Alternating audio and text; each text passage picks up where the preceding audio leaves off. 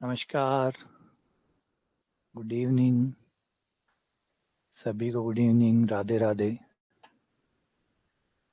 सीताराम सीताराम, राधे राधे, सभी को राधे राधे।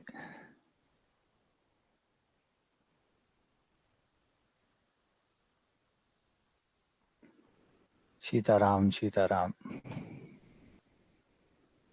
आप सभी का बहुत बहुत स्वागत है। हाँ, आ जाइए। जय महाकाल, जय महाकाल।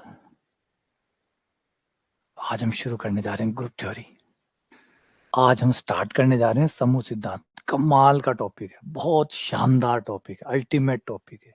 ये वो टॉपिक है जो कहते हैं ना, मैथ्स के प्रति आपको पागल कर देगा। मतलब इस टॉपिक के पास ऐसी कुछ चीजें हैं कि अगर आप उसको अच्छे से पढ़ें, अगर आप उसको अच्छे से पढ़ें तो अलग ही आनंद है इसका, अलग ही कहानी है, अलग ही इसके अंदर गहराई है। मतलब जैसे इसीलिए मैंने इसका नाम रखा गणित रस। जैसे सौंदर्य रस, वीर रस, वैसे गणित रस अगर किसी को लेना है तो एक बार ग्रुप थ्योरी पढ़ के देखो। ग्रुप थ्योरी में वो रस है।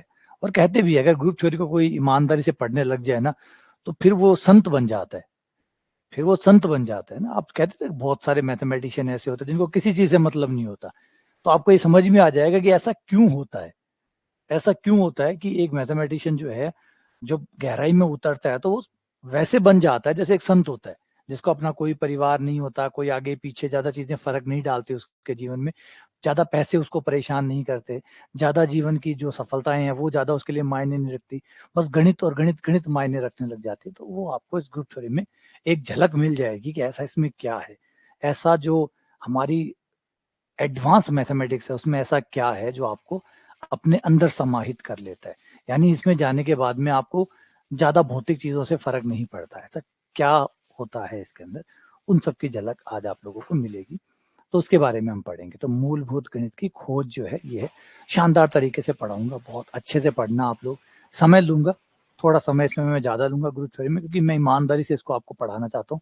और पूरा आनंद जो है, भरपूर आनंद जो है, वो मैं आपको इस टॉपिक का जो है वो आप तक पहुंचाने की कोशिश करूंगा। खूब सवाल करवाऊंगा, खूब सारी चीजें कराऊंगा और बहुत सारी चीजें आप इसके बारे में जानेंगे, समझेंगे। बस नियमित रहिएगा। बार बार यही प्रार्थना है कि नियमित रहिएगा, फिर देखिए ये कमाल ही कमाल है। चलिए शुरू करते हैं। देखिए ग्रुप थ्योरी जो है वो मॉडर्न अलजेब्रा कहलाता है। मॉडर्न अलजेब्रा, दो प्रकार के अलजेब्रा थे। एक अलजेब्रा जो आप शुरू से पढ़ते आते हैं, जो आप फिफ्थ सिक्स सेवन्थ एट में पढ़ते हैं वो।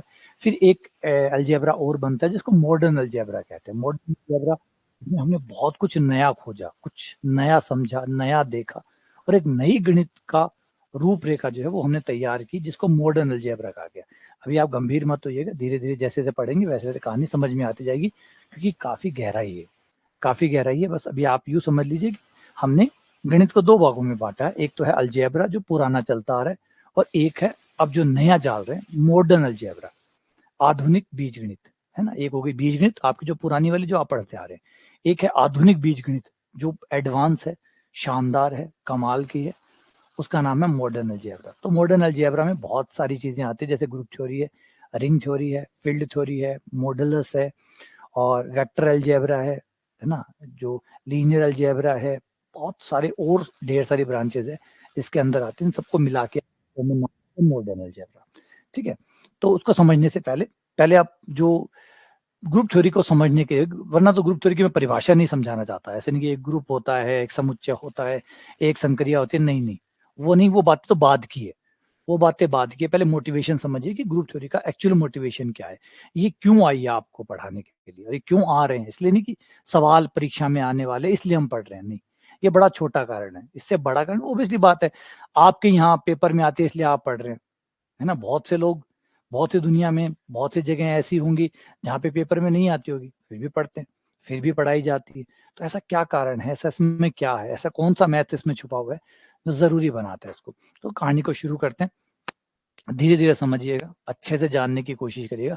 सबसे पहला जो हमारा क्वेश्चन होता है वो होता है मैथ्स का मैकेनिज्म क्या है, मैथ्स कैसे काम करता है।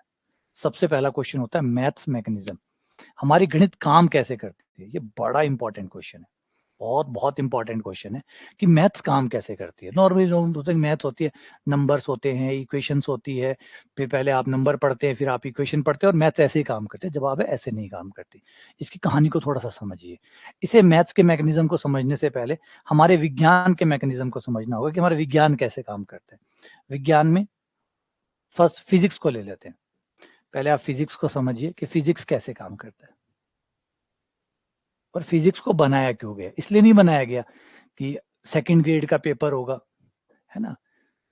पहले तो ये परिभाषा ठीक कर लें, फिजिक्स इसलिए नहीं बनाया गया कि सेकंड ग्रेड के पेपर में कुछ तो देना है, तो चलो फिजिक्स तैयार करवा देते हैं ताकि बच्चों को सेकंड ग्रेड में कुछ पूछा जा सके।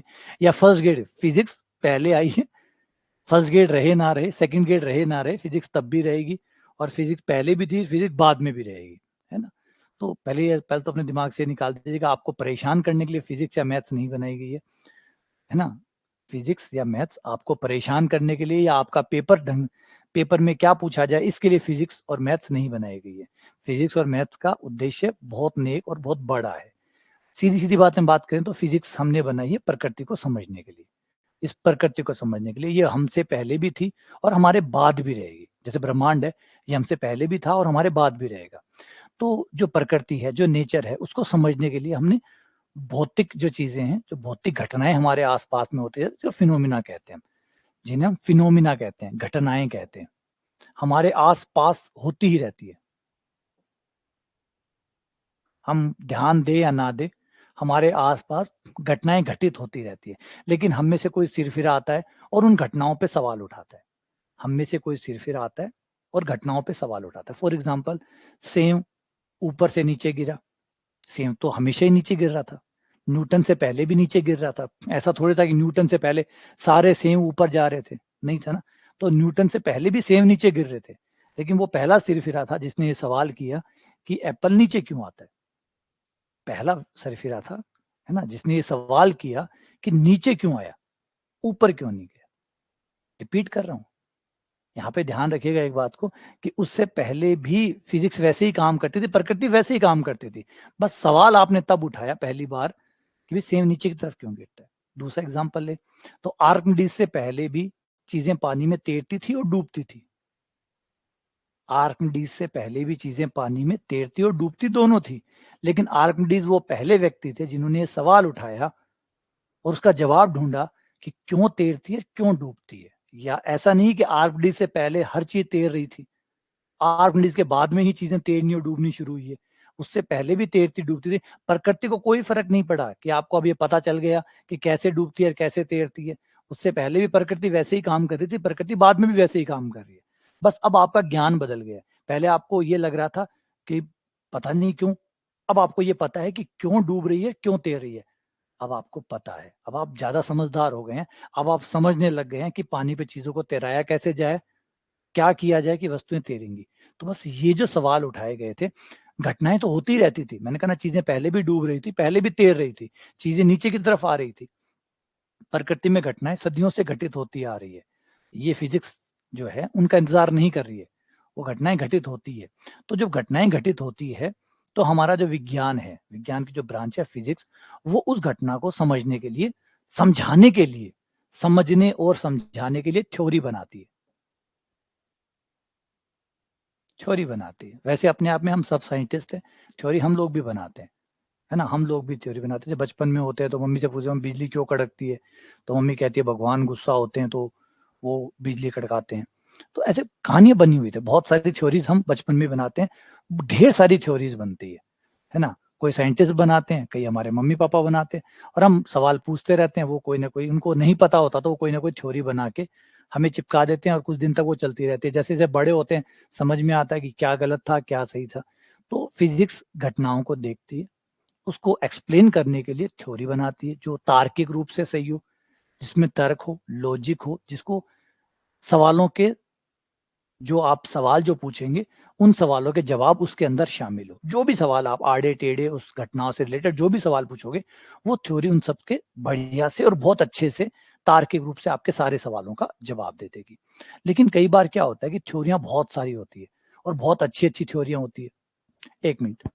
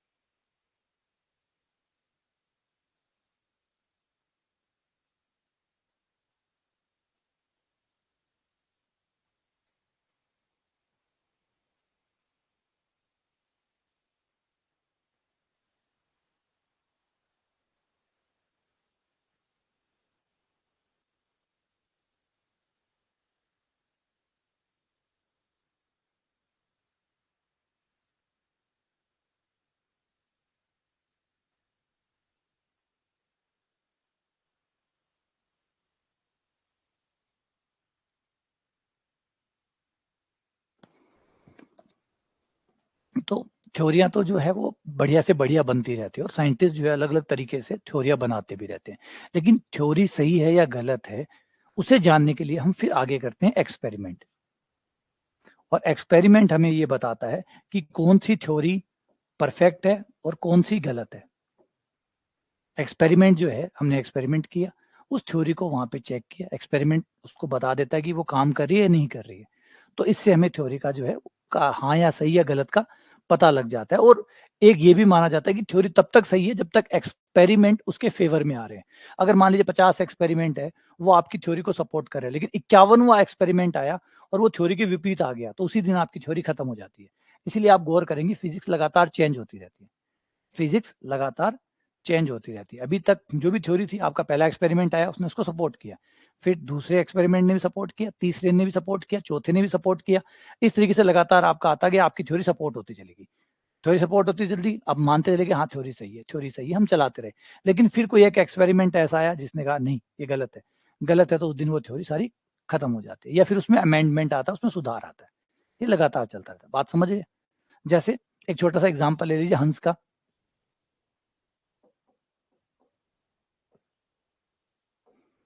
ठीक है? या हंस का एग्ज़ाम्पल ले लीजिए।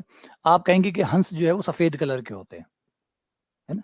लेकिन क्या आप प्रूफ़ कर सकते हैं कि सफ़ेद कलर के होते हैं? तो आप मुझे बाहर ले जाएँगे, दिखाएँगे, "सर वो देखो वो रहा हंस सफ़ेद कलर का।" मैं कहूँगा ठीक है। फिर आप मुझे कहीं और ले जाएँगे, देखें, "सर वो देखो वो रहा हंस सफ़ेद कलर का।" ठीक है। फिर कहीं और ले गए, आपने मुझे दिखाया हंस, "सर ये सफ़ेद कलर का।" फिर कई सालों तक मैं जहाँ भी गया मैंने देखा हंस सफ़ेद कलर का आ रहा है। मेरी थ्योरी और साबित होती जा रही है कि सही है, सही है, सही है। लेकिन क्या लगता है, मेरी थ्योरी एक दिन अगर मुझे एक काले कलर का हंस मिल गया, उस दिन वो सारी थ्योरी खत्म हो जाएगी। लेकिन थ्योरी इम्प्रूव होती जा रही है। देखो, मैं पहला हंस देखा, मेरी थ्योरी और ज़्यादा मजबूत हुई। अच्छा लगा, हाँ, मेरी थ्योरी सही है। फिर दोबारा 2 हंस देख लिए, थ्योरी और बढ़िया हो गई। 3 बार, 4 बार, 5 बार, 500 हंस देख लिए, 5000 देख लिए, मैं और कन्फर्म होता जा रहा हूँ। और कॉन्फिडेंस आता जा रहा है कि हंस सफ़ेद ही होते हैं। मेरी थ्योरी सही है, हंस सफ़ेद होते हैं। चलता रहा। अब मेरी थ्योरी को कोलैप्स होने में सिर्फ़ एक घटना की ज़रूरत है। एक बार एक दूसरे कलर का हंस दिखा और मेरी, तो फिज़िक्स में यही सबसे बड़ी दिक्कत होती है कि आपकी थ्योरी कभी भी पूरे तरीके से सही नहीं होती। वो एक्सपेरिमेंट टू एक्सपेरिमेंट चलती रहती है और एक्सपेरिमेंट उसको लगातार सही साबित करते रहते हैं, लेकिन इसकी कोई गारंटी नहीं है। आपके एक्सपेरिमेंट ने एक एक्सपेरिमेंट ने कह दिया, इसका मतलब ये नहीं कि वो थ्योरी तो मजबूत है। ठीक है, एक्सपेरिमेंट सपोर्ट कर रहे हैं, इसका मतलब है कुछ हद तक वो सही है। पूरी गारंटी नहीं है, उसका ऐसा नहीं है कि हमेशा के लिए वो सत्य होगी। अब मान लीजिए 50 एक्सपेरिमेंट ने थ्योरी को मजबूत कर दिया, 51वें ने, या तो एक्सपेरिमेंट गलत है या थ्योरी गलत है। एक्सपेरिमेंट को आप क्रॉस चेक करोगे, आपको लगा नहीं एक्सपेरिमेंट तो गलत नहीं है, तो फिर कौन गलत है? बोले थ्योरी गलत है, थ्योरी में कुछ न कुछ तो गलत है, थ्योरी में कुछ न कुछ तो गलत है, ठीक करते हैं। तो इस तरीके से फिज़िक्स आपकी लगातार बदलती भी रहती है और अपने आप को इम्प्रूव भी करती रहती है। थ्योरी एक्सपेरिमेंट लगातार आप चलते रहते हैं। ये फिज़िक्स का तरीका है। फिज़िक्स का तरीका है इस दुनिया को, इस ब्रह्मांड को समझने का और समझाने का, दोनों का तरीका ये है। अब यहाँ से अगर हम हमारी मैथमेटिक्स की तरफ चलें, मैथ्स में भी क्या ऐसा ही होता है? क्या मैथ्स के साथ भी ऐसा ही है? तो जवाब है नहीं, क्योंकि मैथ्स में एक्सपेरिमेंट्स नहीं होते। मैथ्स में एक्सपेरिमेंट नहीं होते। मैथ्स कोई वो चीज़ नहीं है जिसको आप लैब में बैठ के कर सकें। तो ये एक्सपेरिमेंट वाली चीज़ नहीं है। तो ये एक्सपेरिमेंट वाली चीज़ नहीं है। दूसरा, ये किसी घटना का एक्सप्लेनेशन भी नहीं है। यहाँ पे कोई घटनाएँ नहीं होती। मैथ्स में कोई घटनाएँ नहीं होती जिसका एक्सप्लेन आप कर रहे हो कि भई तारा क्यों टूटा, है ना? कोई स्टार है वो ब्लास्ट क्यों हुआ? यहाँ कोई घटनाएँ नहीं होती जिनका एक्सप्लेनेशन आपको देना है। यहाँ पे मामला थोड़ा-सा अलग हो जाता है। यहाँ पे हो जाता है कि हम हमारे जीवन को आसान बनाने के लिए, जैसे मेरी बकरियाँ हैं, मुझे गिननी है। मुझे कोई घटना घटित नहीं हो रही, मेरी बकरियाँ हैं, मुझे गिननी है। मेरे घर में कितने सदस्य हैं, ये जानना है, ये गिनना है मुझे, मुझे सामान लेके आना है। तो मुझे जो डे बाय डे की चीज़ें हैं, डे बाय डे के जो मेरे काम हैं, वो आसानी से मैं परफ़ॉर्म कर पाऊँ, इसके लिए मैंने कुछ अपने काल्पनिक सहायक तैयार कर लिए हैं, कुछ वर्चुअल असिस्टेंट मैंने तैयार कर लिए, जिसमें से एक है नंबर। ये कहीं दिखेंगे नहीं आपको। हमारा सारा का सारा मैथ्स का आइडिया जो होता है, वो होता है एब्स्ट्रैक्ट, काल्पनिक। वो आपको कहीं भी नहीं दिखेंगे। अगर आप कहीं चले जाएँ और जाके ढूँढें, तो आपको कभी नहीं मिलेगा। फॉर एग्ज़ाम्पल, कभी आपने 1 देखा, कभी आपने 2 देखा, कभी आपने 3 देखा और बता सकते हैं कहाँ होते हैं? तो ये कहीं नहीं होते। 1, 2, 3, 4, 5 क्या कभी ये होते हैं? ये कहीं नहीं होते। कहीं हो सकते हैं? नहीं। है ना। अगर आप कह रहे हैं 1 पेन, तो पेन तो है, 1 कहाँ है? पेन तो है, 1 कहाँ है? 1 कहीं नहीं है। समझ रहे? ये पेन ही 1 है, ये उँगली ये 1। तो अभी तो ये 1 था और अभी ये 1 हो गया, तो फिर 1 कौन-सा है? ओरिजिनल 1 कौन-सा है? ये वाला 1 है या ये वाला 1 है? तो सर 1 कोई सा ही नहीं है। इन दोनों में से कोई सा भी 1 नहीं है। ये उँगली है, ये पेन है। तो एक काल्पनिक कंसेप्ट हमने बनाया सरलता से बताने के लिए, वरना ये कितनी 2 उँगलियाँ, 3 उँगलियाँ, 4, 5, तो हमने एक काल्पनिक कंसेप्ट बनाया जिससे हमारे बोलने की चीज़ें आसान हो जाए, बताने की चीज़ें आसान हो जाए। आप मुझसे पूछो कि आपके घर में कितने मेंबर हैं, तो मैं आराम से उसको बता सकूँ और वो समझ भी जाए और मैं समझा भी पाऊँ। तो हमने जीवन को आसान बनाने के लिए कुछ एब्स्ट्रैक्ट चीज़ें तैयार की। ज़रूरत है, ये हमारी ज़रूरतें थी। ये हमारी ज़रूरतें थी, हमने अपनी ज़रूरतों को समझते हुए कुछ सहायक चीज़ें तैयार की, जिसमें से नंबर 1 चीज़ है। इनका वास्तविकता से कोई लेना-देना नहीं है, ये पूर्ण रूप से काल्पनिक चीज़ें हैं, पूर्ण रूप से काल्पनिक चीज़ें। अब ये जो काल्पनिक चीज़ें हैं, ये जो आपने बनाई है, धीरे-धीरे इम्प्रूव होता चला गया, हम आगे बढ़ते चले गए। आगे जैसे-जैसे हम बढ़ते गए, जैसे-जैसे हम बढ़ते चले गए, हमने जोड़ इजाद किया, हमने गुणा, भाग, बाकी, साधारण ब्याज, क्योंकि जैसे मैंने कहा था हमने वर्चुअल असिस्टेंट तैयार किए थे हमारे जीवन को आसान बनाने के लिए। जहाँ हमें जीवन में ज़रूरत पड़ी, हमने गणित का सहारा लिया और कोई ना कोई गणित की चीज़ खोज निकाली, जिससे हमारा जीवन और आसान हो सके। वो लगातार चलता गया, जैसे प्रतिशत, साधारण ब्याज, साझा, ये सब चीज़ें क्या है? आपका व्यापार आसान हो जाए, क्रय मूल्य, विक्रय मूल्य, लाभ-हानि, ये सब क्या था? ये आपके जीवन को और आसान, आपके काम-धंधे को और आसान करने का तरीका था। हम चीज़ें बनाते चले गए, उससे हमारा जीवन और आसान होता चला गया। काल्पनिक चीज़ें बनाते चले गए, लेकिन वो इतनी काल्पनिक नहीं थी, जीवन में बहुत बढ़िया से काम कर रही थी। जीवन में बहुत बढ़िया तरीके से काम कर रही थी। प्रतिशत आए, स्कूल के एग्ज़ाम होने लग गए, नंबर्स आने लग गए, कोई कम या कोई ज़्यादा आने लग गया, कोई मेरिट में आने लग गया, कोई फेल होने लग गया। तो जीवन की सारी चीज़ें नंबरों के साथ बढ़िया तरीके से और कई बहुत सारी खोजों के साथ बढ़िया तरीके से घटित होने लग गई। जैसे हम होशियार होते गए, हमने कुछ सवाल भी उठाने शुरू किए। कुछ सवाल उठाने शुरू किए कि भैया एक्चुअली में है क्या? 1, 2, 3 है क्या? तो हमें पता चला कि भई ये कुछ नहीं है, वर्चुअल चीज़ें थी। बोले वर्चुअल है, ठीक है कोई बात नहीं। लेकिन वर्चुअल है, इसमें ये कैसे हुआ कि 1 के बाद 2 आएगा और 2 के बाद 3 आएगा? ये कैसे पता चला कि हमें 1 के बाद 2 आएगा, 2 के बाद 3 आएगा या 3 के बाद 4 आएगा? या ये कैसे पता चला कि 1 और 1 2 होते हैं? ये आपको कैसे पता चला कि 1 और 1 2 होते हैं? इन बातों का जवाब आपके पास कहाँ से आया? इन बातों का जवाब कहाँ से आया? ये क्या चीज़ें हैं? तो बोला कि यार ये कुछ नहीं है, इनको कहते हैं अभिग्रहित। इनको कहते हैं अभिग्रहित। हमने शुरुआत में माना है कि 1 के बाद में 2 होता है, 2 के बाद 3 होता है, 1 + 1 2 होता है, ये हमने माना है। जब हमने गणित बनाई थी, तो हमने कुछ चीज़ें मानी थी कि 1 होगा, 1 के बाद 2 होगा, 2 के बाद 3 होगा, 3 के बाद 4 होगा। इन सब में 1 के बाद 2 आएगा, जो 1 + 1 के बराबर होगा, फिर 3 आएगा, जो 1 + 1 + 1 के बराबर होगा, फिर 4 आएगा, वो 4 1 के बराबर होगा। इस तरीके से हमने ये चीज़ें हमने बनाई है, ये अभिग्रहित बनाए, ये कोई सही या गलत नहीं है, ये बनाए हुए हैं, है ना? ये बनाए हुए हैं। इन्हें अभिग्रहित कहते हैं। अभिग्रहित वो जिनको आप प्रूफ नहीं कर सकते कि ये गलत है या सही है, ये ज़रूरी है। ये ज़रूरी है, शुरुआत करने के लिए ज़रूरी है। तो इन्हें कहा गया अभिग्रहित, इंग्लिश में इनको कहते हैं एक्सम। तो मैथ्स जो है, जिन चीज़ों पे टिकी हुई है, उन्हें कहते हैं एक्सम्स। एक्सम का मतलब वो शुरुआती चीज़ें जिसके ऊपर आपने गणित को बनाया है। गणित को आपने जिन शुरुआती चीज़ों पे बनाया, उन्हें एक्सम कहते हैं। जिन शुरुआती चीज़ों पे आपने बनाया, उसे एक्सम कहते हैं। ये एक्सम कोई नई चीज़ नहीं है। अगर आप सोचे कि सिर्फ़ मैथ में हम एक्सम बनाते हैं, नहीं, हमने क्रिकेट में भी बनाए, फुटबॉल में भी बनाए। जब आप क्रिकेट खेलने जाते हैं, पहले से रूल सेट होते हैं कि इतनी बड़ी पिच होगी, इतना बड़ा ग्राउंड होगा, 11 खिलाड़ी इस टीम में होंगे, 11 खिलाड़ी इस टीम में होंगे, 1 कप्तान होगा, वो टॉस करेंगे, जो जीतेगा वो तय करेगा कि बैटिंग करनी है, बॉलिंग करनी है। फिर इस तरीके से आउट होगा, इस तरीके से 4 रन लगेंगे, इस तरीके से 6 रन लगेंगे। इस तरीके से एक टीम जितने रन बनाएगी, दूसरी टीम को उतने रन बनाने होंगे, नहीं बना पाया तो हार जाएगा। ये सब रूल आपने पहले से ही सेट किए। तो ये जो रूल है, क्या आप इन रूल्स के ऊपर इन रूल से आप गेम खेलते हैं।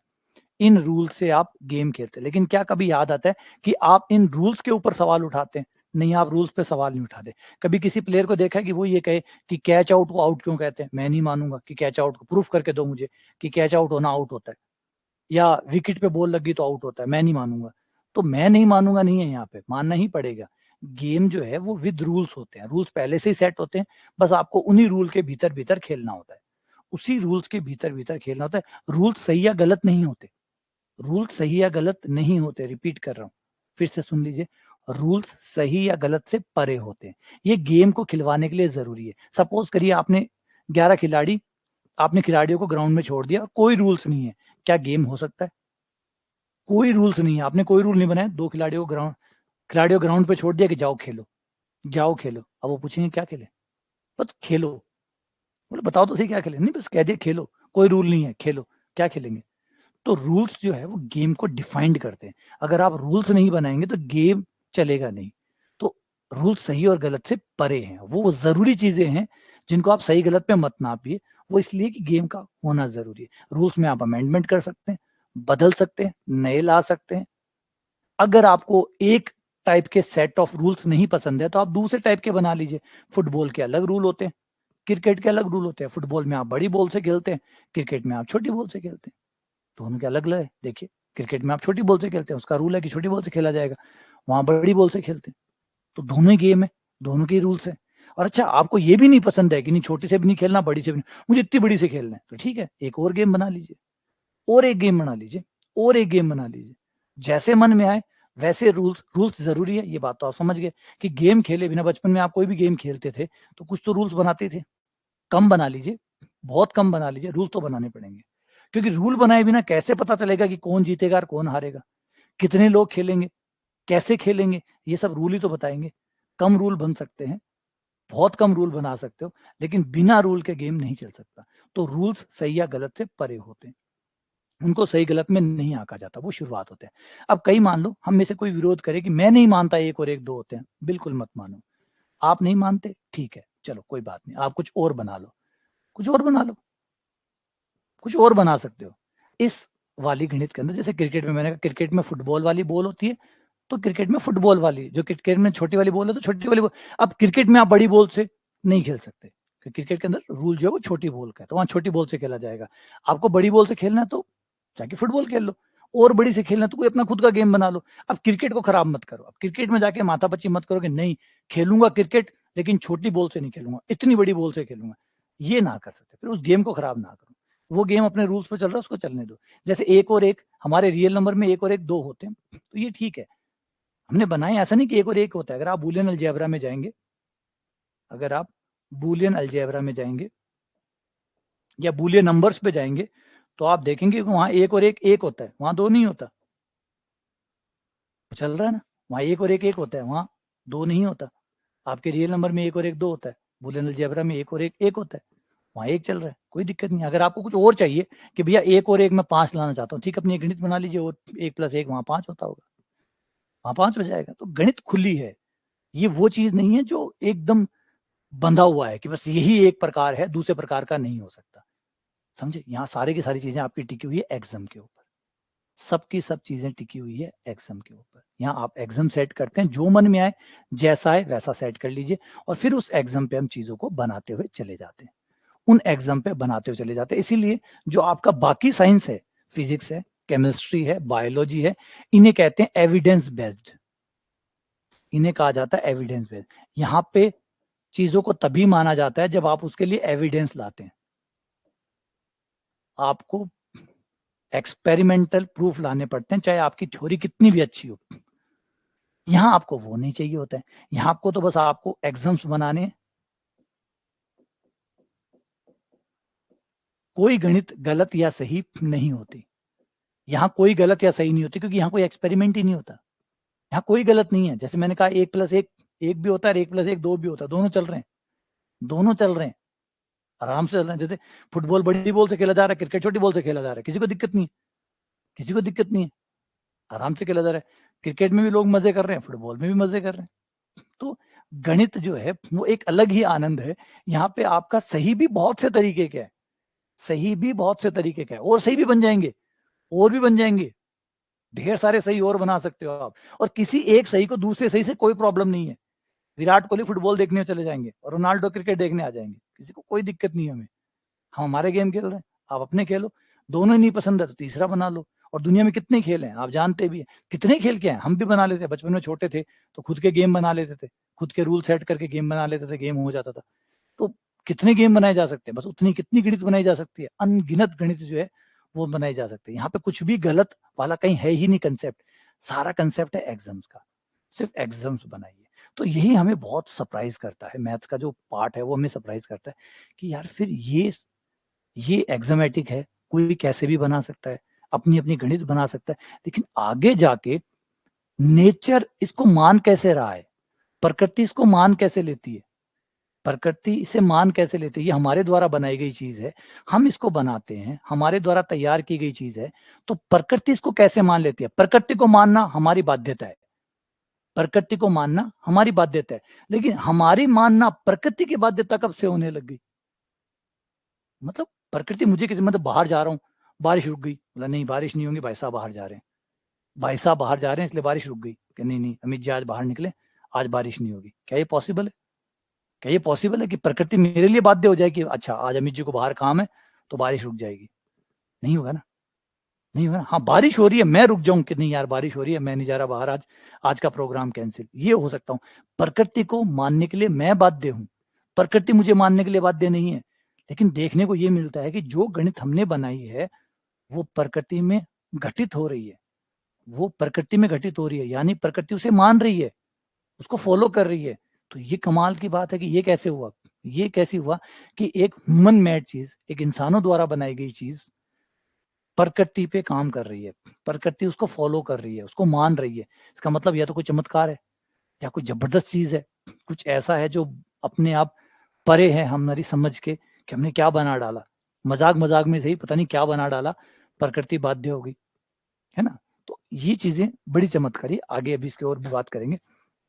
तो चलिए उम्मीद करता हूं कि ये कहानी जो है आपको समझ में आ गई होगी कि क्या है मैथ्स का एक्जिमेटिक अप्रोच। तो हमारी पूरी मैथ्स जो है वो पूरे तरीके से एक्जिमेटिक है, आप जो चाहे, इसलिए मैथ्स में लोगों को लड़ने की जरूरत नहीं है, हमारे मैथ्स में कोई लड़ने की जरूरत नहीं है। आप आराम से, आपको जो मन में आए वो जाके अपनी थ्योरी बनाइए, मतलब एग्जाम बनाइए और चलिए। यहाँ कोई लड़ाई नहीं है, यहाँ पे कोई सुपेरिटी वाली लड़ाई नहीं है कि ये वाली गणित सुपीरियर है, वो वाली गणित सुपीरियर है, या वो वाली उससे भी ज्यादा सुपीरियर है ना, सब अच्छा। यहाँ कोई गलत नहीं है, यहाँ कोई गलत नहीं है। बूलियन अलजेब्रा भी सही है, आपका रियल नंबर भी सही है, कॉम्प्लेक्स नंबर भी सही है, क्वार्टेरियन भी सही है, वेक्टर्स भी सही है, मैट्रिक्स भी सही है। यार कमाल है, इसमें हो क्या रहा है? प्लस में कुछ भी हो रहा है, बस नियम एक बार सेट बना लो, लॉजिक नहीं तोड़ना है, तर्क नहीं तोड़ने हैं, लॉजिक पे रहना है। एग्जाम्स बनाइए आप अपने, और एक बार एग्जाम बनाने के बाद में फिक्स हो जाइए और फिर उस एग्जाम के साथ साथ आगे बढ़िए। जैसे जो अगला हमारा होता है,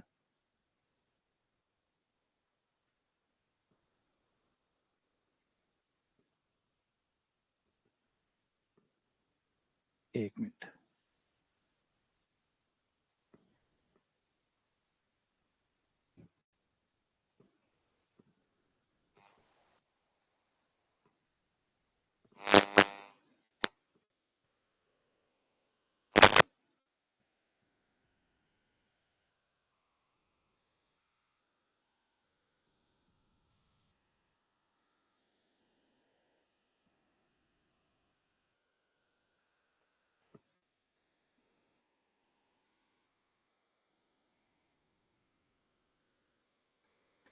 तो हमारी जो मैथमेटिक्स का वे है, मैथमेटिक्स का जो तरीका है जिसकी हम बात कर रहे हैं, वो ये होता है कि हम मैथ्स में सबसे पहले एग्जाम्स बनाते हैं, अपने नियम बनाते हैं खुद के, आराम से शांति से बैठ के हम नियम बनाते हैं। फिर नियम के लिए कुछ डेफिनेशंस बनाते हैं, परिभाषाएं बनाते हैं। परिभाषाएं, बस परिभाषाओं को तो यूँ समझिए कि हम किसी चीज को सही ढंग से बोल पाए, छोटे नाम से बोल पाए, इसलिए परिभाषा बनाते हैं। जैसे मैं अगर ये बोलूं एक त्रिभुज है जिसका एक कोण 90 डिग्री है, बार बार ये बोलूं एक त्रिभुज है उसका एक कोण 90 डिग्री है, एक त्रिभुज है जिसका एक कोण 90 डिग्री है, उससे बेहतर है हमने एक छोटा नाम रख लिया समकोण त्रिभुज, बात खत्म। एक त्रिभुज जिसकी तीनों भुजाएं बराबर है, इतनी बड़ी लाइन को बंद करके छोटा कह दिया समबाहु त्रिभुज, समबाहु त्रिभुज। तो हम क्या करते हैं मैथ्स में, इन बड़े बड़े जो लाइनें हैं इन सबको पैक करके एक कर देते हैं। जैसे अमर, जो कभी नहीं मरता, अमर, है ना। ये क्या है, ये बड़े बड़े सेंटेंसेस को, बड़े बड़े वाक्य को या पैराग्राफ को बंद करके एक छोटा नाम देना है, ताकि इतने बड़े बड़े वाक्य ना बोलने पड़े। सिर्फ मैं इतना सा बोलूं, अमर बोलूं, तो आप अपने आप समझ जाओ इसका मतलब बात किसकी हो रही है, उस व्यक्ति की जो कभी नहीं मरता है। तो ये छोटे छोटे नाम हम दे देते हैं ताकि पुकारने में आसानी हो। तो हम थ्योरम बनाते हैं, एग्जाम्स बनाते हैं पहले, फिर कुछ डेफिनेशन बना लेते हैं, पुकारने में आसानी, छोटे छोटे नाम को, चीजों को सही ढंग से परिभाषित करने की कोशिश हम करते हैं। उसके बाद में अब एग्जाम हमारे पास है, एग्जाम्स के ऊपर हम थ्योरम्स डेवलप करते हैं, प्रमेय बनाते हैं।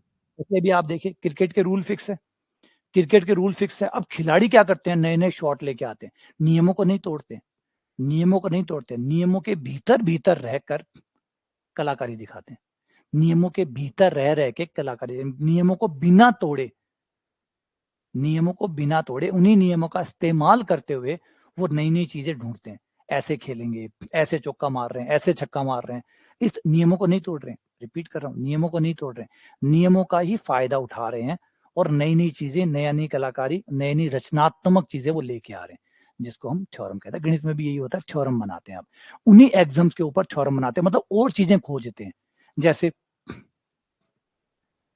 अगर आप इसे लें, समकोण त्रिभुज को लें, एक त्रिभुज जिसका एक कोण 90 डिग्री होता है, बात तो इतनी सी थी, बात तो इतनी सी थी, और इतनी सी चीज में से आपने एक चीज और निकाल ली। क्या निकाल लिया कि भाई इसकी जो सबसे बड़ी भुजा होती है, जिसको कर्ण कहते हैं, वो बाकी दो भुजाओं के वर्गों के योग के बराबर होता है। देखिए इतनी सी जानकारी है, ये एग्जाम है कि एक 90 डिग्री का कोण जो होता है एक त्रिभुज के अंदर जिसमें 90 डिग्री का कोण हो, वो समकोण हो गया। फिर आपने क्या किया, उसके इस गुण का फायदा उठाया और इसमें से एक चीज और निकाल दी कि यहाँ पे सबसे बड़ी भुजा का वर्ग शेष दो भुजाओं के वर्गों के योग के बराबर है। तथा और भी कई चीजें आपने खोज दी। एक चीज और खोज दी आपने कि भाई इस त्रिभुज के अंदर जब आप एक परिवर्त खींचेंगे, परिवर्त खींचेंगे तो उस परिवर्त का केंद्र इस सबसे बड़ी भुजा का मध्य बिंदु होगा। तो आप क्या कर रहे हैं, उसमें से नई नई चीजें खोज खोज के निकाल रहे हैं, जिसको हम कहते हैं थ्योरम। फिर ये बन गई थ्योरम। पहले आपने एग्जाम बनाए, परिभाषाएं बनाई, और फिर उनको इस्तेमाल करते हुए नई नई बातें उसमें से निकालनी शुरू कर दी, उसका दोहन शुरू कर दिया और जानकारियां उसमें से निकालनी शुरू कर दी, परमे पे परमे बनती चली गई। अच्छा, फिर से बेवकूफी कर क्यों रहे, क्या कर रहे हो ये आप लोग, कर कुछ नहीं रहे, कमाल कर रहे हैं हम। क्या कर रहे हैं, अब एक समकोण त्रिभुज पे हमारा ज्ञान बहुत बढ़ चुका है। समकोण त्रिभुज के बारे में अब हम 50-60 चीजें जानते हैं, 50-60 चीजें। अब क्या होगा, आप गणित की कोई प्रॉब्लम निकाल रहे हैं और उसमें अचानक एक समकोण त्रिभुज बन जाता है, एक समकोण त्रिभुज बन जाता है, इतने में आपका दिल खुश हो जाता है। अब मेरे पास बहुत हथियार हो गए। क्यों? क्योंकि जैसे समकोण त्रिभुज बना, आपके ये सारे हथियार काम करने शुरू हो गए, सारे औजार काम करने शुरू हो गए, सारे औजार अब प्रभावी हो गए। क्यों? क्योंकि आपने क्या बनाया था, आपने समकोण त्रिभुज पे बनाई हुई परमेय है ये सारी, यानी जहां भी समकोण त्रिभुज बनेगा, इधर उधर कुधर किधर ही बने, ये एक्टिव हो जाएंगी, काम करनी शुरू कर देगी। तो पहले आपने बनाया, आपको नहीं पता था कि समकोण त्रिभुज कहां बनेगा, और क्यों सोचोगे आप कि कहां बनेगा, जब भी बनेगा, जहां भी बनेगा, वहां पे ये चीजें एक्टिव हो जाएगी, तो आ गया काम।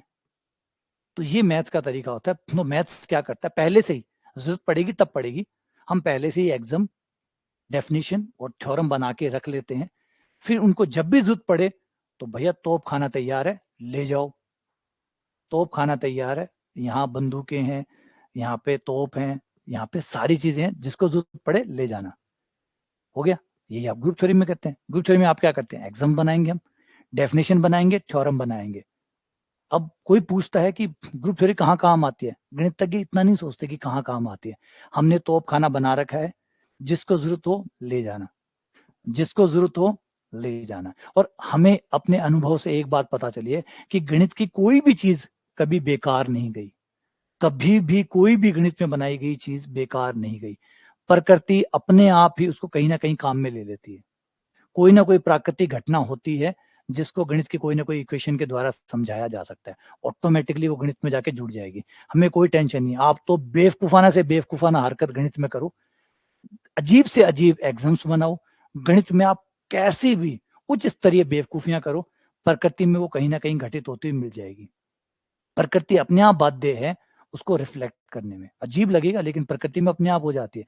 एक छोटा सा एग्जाम्पल आपको आता होगा रामानुजन सम का, रामानुजन सम का 1 + 2 + 3 + 4 डैश डैश, इसे रामानुजन सम कहा जाता है। 1 + 2 + 3 + 4, शुरुआत में कोई देखेगा कितना बकवास है, ये जोड़ है, ये जोड़ कैसे हो गया 1 2 3 से डैश डैश -1/12 ऐसा होता है क्या? ये तो बेवकूफाना है, बिल्कुल बेवकूफाना है, एकदम सरासर गलत है। और आपको ये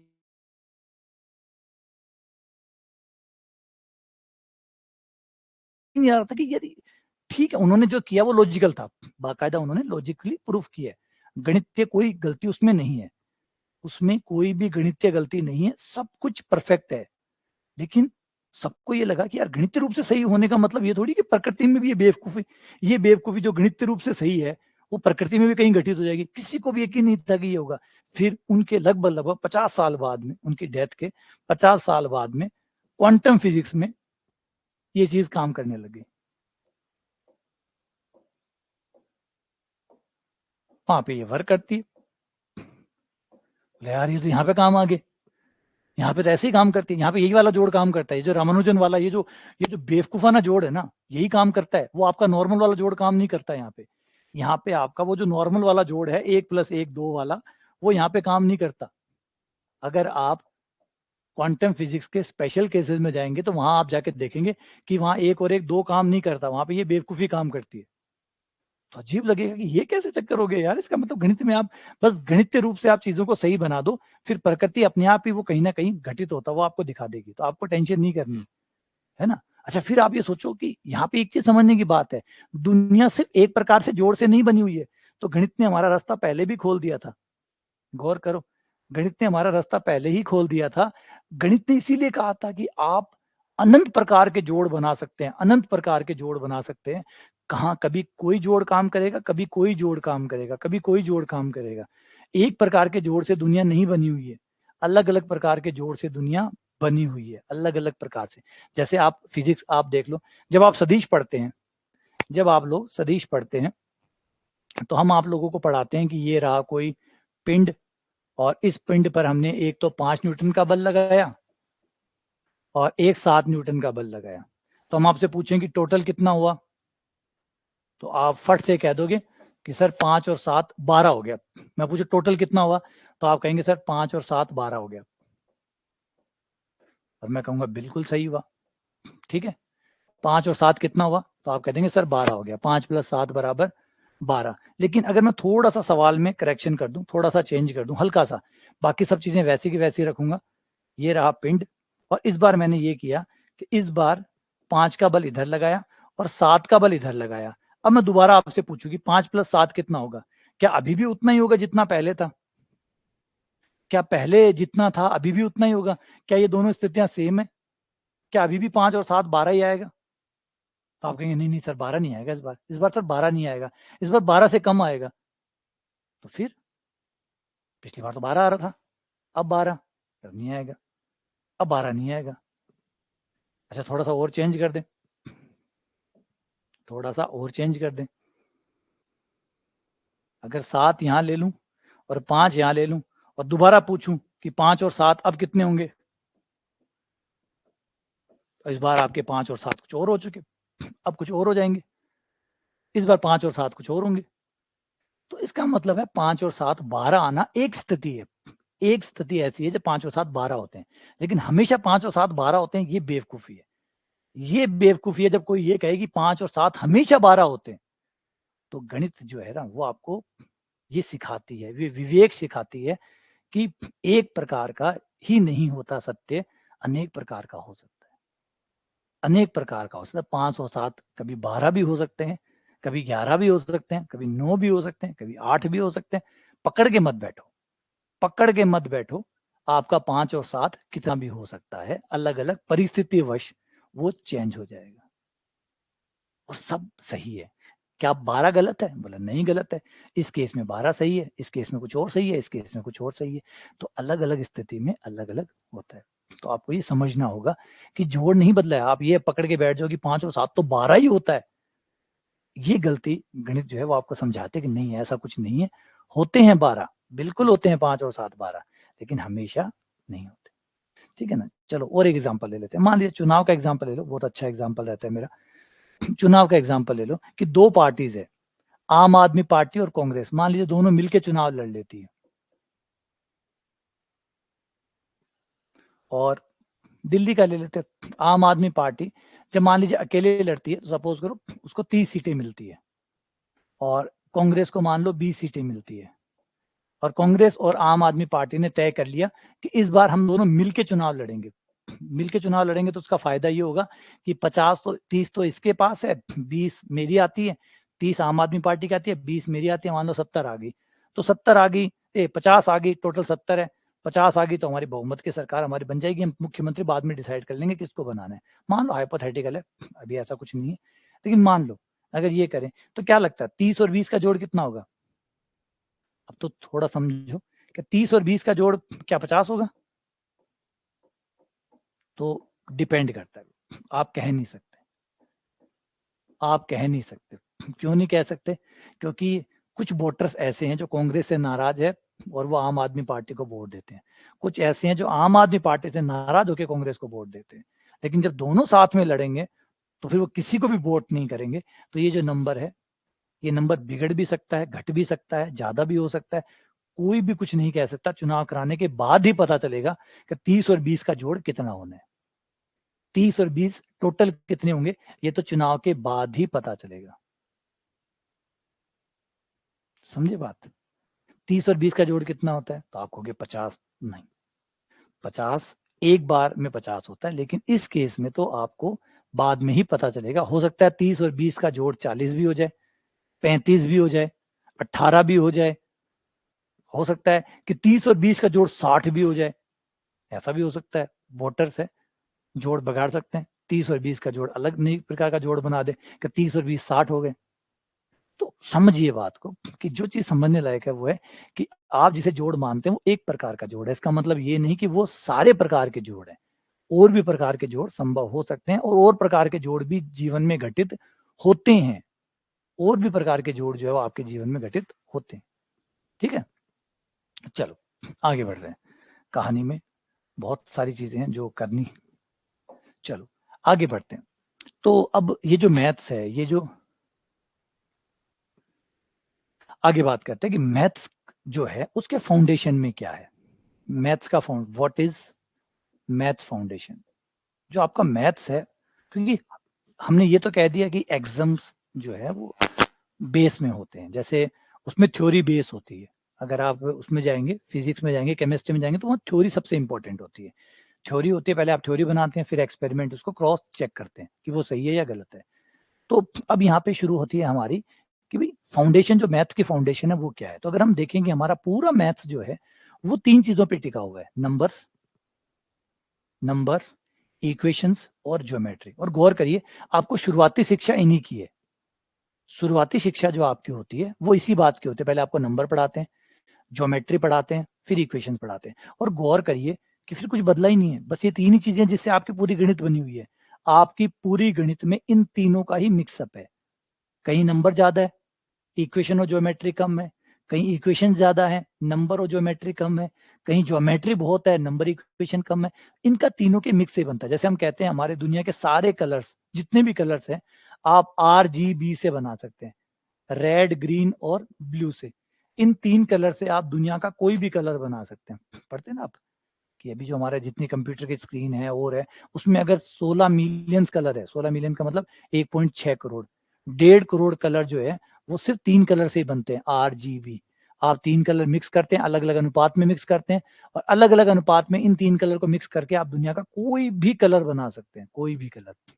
तो तीन कलर फंडामेंटल है, इनसे सारे कलर बन जाते हैं। सेम गणित का भी यही हालत है, नंबर, इक्वेशन और ज्योमेट्री, इन तीन को अलग अलग मात्रा में मिक्स करके आप सारी ब्रांचेस बना सकते हैं। कोई भी ब्रांच आप देखिए वो इन तीन से ही बनी हुई है, इन तीन से ही। गौर करके देखिए, number theory, number equation, algebraic equation, ये इक्वेशन वो इक्वेशन, ज्योमेट्री, इन तीनों का ही मिक्सअप, कुछ ना कुछ अनुपात, किसी का ज्यादा कहीं कम करके ही हमने पूरी की पूरी मैथमेटिक्स तैयार की हुई है, पूरा इन्हीं से ही है। गौर कर लो, अजीब लग रहा हो तो गौर कर लो, कोई ऐसी ब्रांच है जो इनसे नहीं बनी हुई? तो नंबर, इक्वेशन और ज्योमेट्री, हम इन तीनों से ही करते हैं। यहाँ तक सब कुछ दुनिया में बढ़िया चल रहा था, ये थ्योरी हमारी बढ़िया थी कि भाई पूरी जो गणित है वो इन 3 से बनी हुई है, ये सही भी बात है, इसमें कोई गलती भी नहीं है। लेकिन हमारा इंसानों के दिमाग क्या होता है कि हम चीज़ों की और गहराई में उतरना चाहते हैं। जब हम गहराई में जाते हैं ना, तो हम और गहराई में कोई ना कोई और आता है, कोई ना कोई ऐसा आता है, जो दुनिया को रास्ता दिखाता है। दुनिया जैसे कुछ मानने लगती है, जैसे कुछ एक्सेप्ट कर लेती है, इतने में कोई आता है बिखेरने के लिए। इतने में कोई ईश्वर किसी को भेजता है, जाओ कहानी को बिखेर दो। वो आता है और कहानी का जो बेस है उसको हिला देता है। जैसे अल्बर्ट आइंस्टीन से पहले आप देखिए कि सन 1900 के आसपास, 1900 लगभग 1895 के आसपास साइंटिस्ट ये कहने लगे थे, फिजिसिस्ट ये कहने लगे थे कि लगभग हमने ब्रह्मांड की सारी घटना को समझना सीख लिया है और हमारी फिजिक्स जो है वो कंप्लीट हो गई है, लगभग कंप्लीट हो गई है, थोड़ी बहुत बाकी है, वो और कर लेंगे। ये तक आ गया था 1895 तक कि भाई फिजिक्स पूरी हो गई है और ज्यादा काम नहीं बचा, थोड़ा बहुत है वो और हो जाएगा, लगभग हम हर घटना को समझा सकते हैं। फिर आइंस्टीन आते हैं, रिलेटिविटी का बम फोड़ते हैं और ऐसा बम फोड़ते हैं कि फिर सब कुछ हिल जाता है, कुछ भी नहीं टिकता, सबका सब हिल जाता है। 1 मिनट।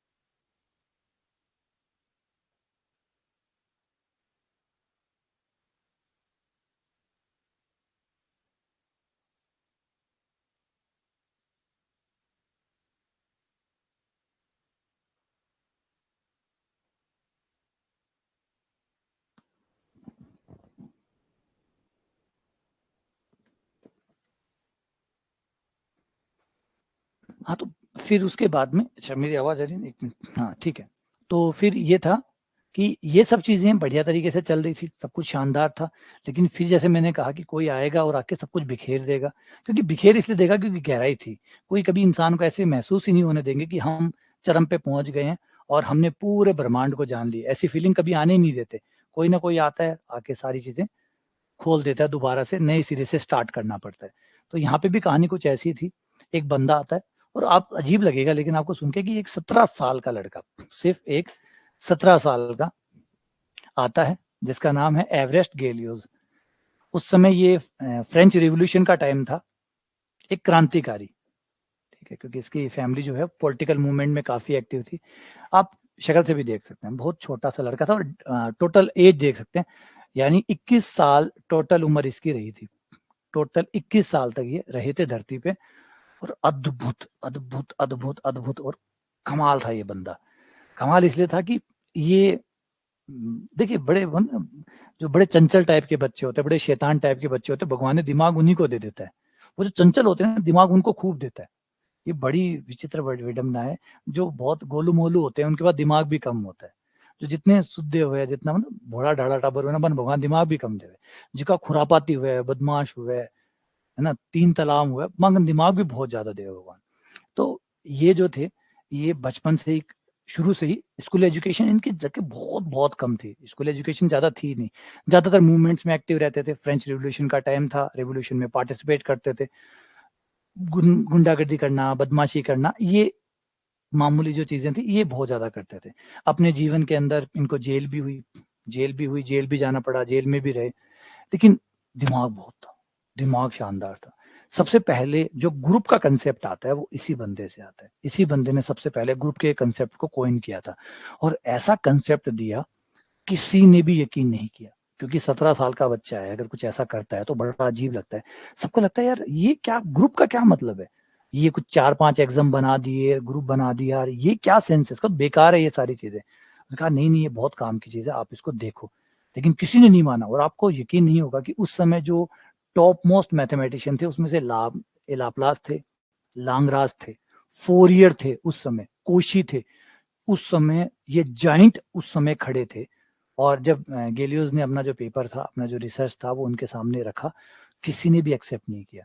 इवन वो इतने, आप जानते लाप्लास, फोरियर, इनका नाम तो आप लोगों ने सुना ही होगा कि ये अपने आप में टॉप मोस्ट हुआ करते थे।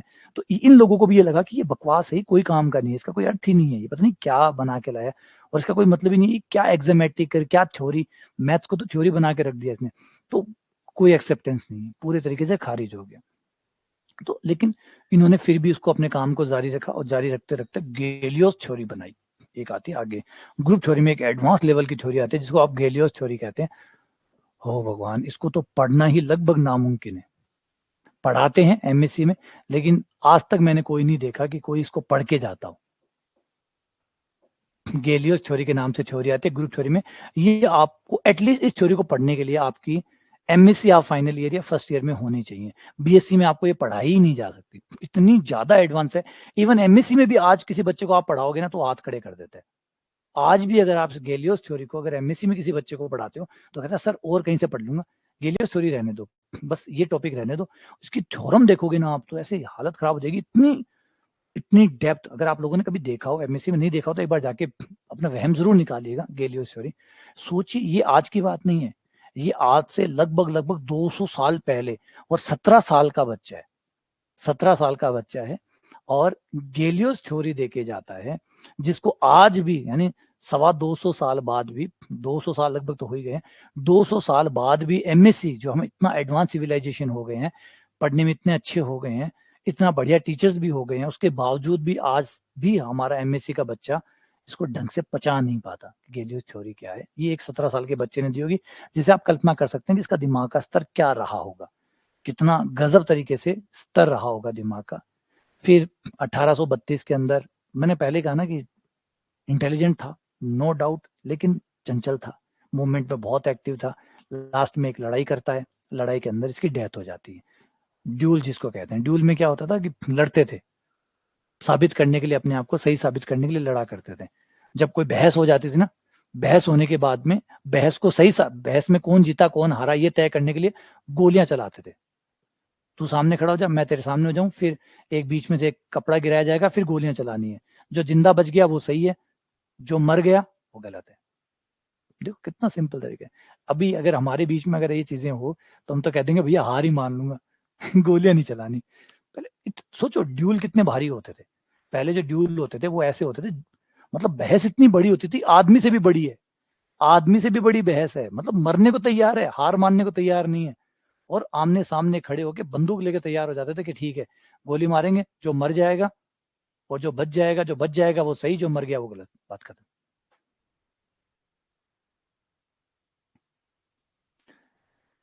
तो ये आती है गैलियोस थ्योरी, है ना। तो गैलियोस थ्योरी जो है वो कमाल की थ्योरी। गैलियोस ने क्या देखा, अब इंपॉर्टेंट बात है, गैलियोस ने देखा क्या।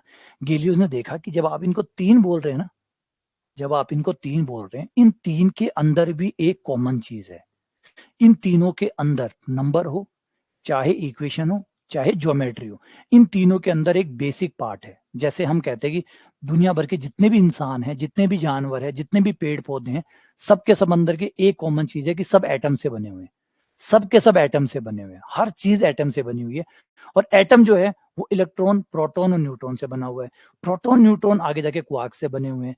तो हम ये तो मानते हैं कि चाहे दिखने में अलग अलग हो, ऊपर से चाहे आप कितने भी अलग अलग दिखते हो, एक शेर है, एक आदमी है, एक हाथी है, एक पेड़ है, एक पहाड़ है, एक नदी है, दिखने में चाहे हम कितने भी भिन्न हो, लेकिन हमारे स्ट्रक्चर में अगर नीचे जाएंगे तो काफी सिमिलैरिटी है। हम सब एटम से बने हुए हैं, सबके सब एटम से बने हुए। हाँ ये कह सकते हो किसी में हाइड्रोजन, किसी में हीलियम, किसी में नाइट्रोजन, किसी में कैल्शियम, किसी में कुछ और किसी में कुछ रहा होगा, ये अलग बात है।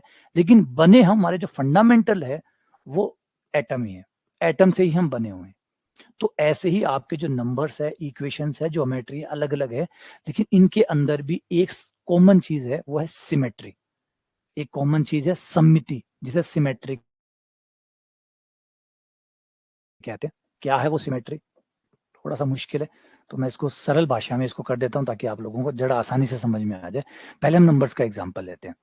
अगर मैं एक नंबर 5 लूं, एक नंबर 5 ले लूं या 7 ले लूं, कोई भी एक नंबर ले लो, मान लो, या 6 ले लो, 8 ले लो, चलो 8 एक नंबर ले लिया, और वो सारी संख्याएं मैं कलेक्ट करूं, मैं वो सारी संख्याएं कलेक्ट करूं जो 8 के प्रति अभाज्य है, 8 के प्रति अभाज्य है, वो सारी संख्याएं कलेक्ट करूं जो 8 के प्रति अभाज्य है, मतलब 8 को डिवाइड नहीं करती हो। तो ठीक है, या यूं बोलिए जिनका जीसीडी, जीसीडी कह सकते हो, ग्रेटेस्ट कॉमन डिवाइजर, महत्तम समावर्त्य 8 के साथ 1 आता हो, वो सारी संख्याएं ले लो। तो पहली संख्या 1 होगी, फिर 2 नहीं होगा, फिर 3 होगा, या सापेक्षिक अभाज्य 8 के सापेक्ष वह संख्याएं जो सापेक्षिक अभाज्य है, उनको लेके एक समुच्चय बना लो। ये समुच्चय बना लिया आपने, 1 3 5 7, 8 के सापेक्ष जो अभाज्य संख्याएं हैं, या अभाज्य संख्या उनको कहते हैं जिनका दो नंबरों का अगर महत्तम समावर्त्य 1 आता है तो उनको आप सापेक्षिक अभाज्य कहते हैं।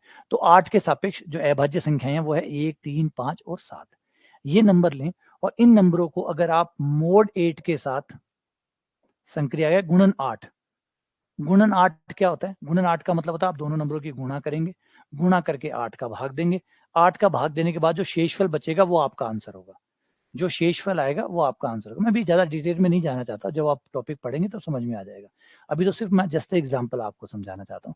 8 के सापेक्ष वो सारी संख्याएं जिनका महत्तम समावर्त्य 8 के साथ 1 आता हो, यूं समझो कि आपको वो सारे नंबर x लेने हैं 8 से पहले पहले जिनका महत्तम समावर्त्य GCD 1 आता हो, वो सारे नंबर आपको यहां लेने। तो 1 और 8 का महत्तम समावर्त्य कितना आएगा, 1 आएगा, 3 और 8 का महत्तम समावर्त्य 1 आएगा, तो वो सारे नंबर आप यहाँ ले लीजिए।